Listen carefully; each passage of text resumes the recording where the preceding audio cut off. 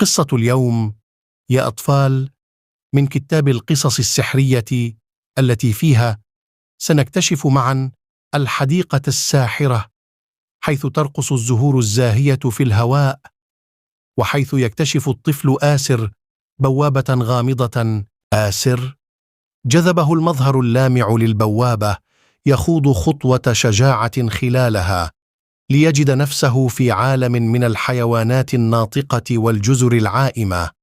يلتقي آسر ببومة تدعى حكمة، تنقل حكمتها حول اللطف والتعلم من تناغم الطبيعة.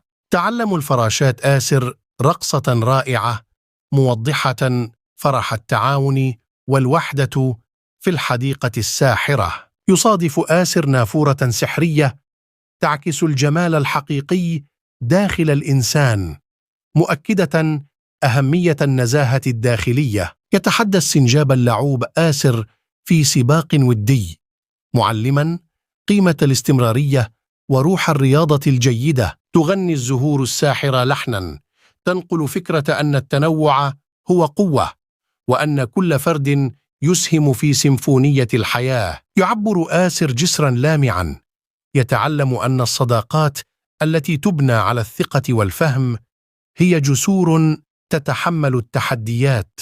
تمنح شجرة سحرية آسر بذرة من اللطف، مشجعة إياه على نشر الخير في العالم.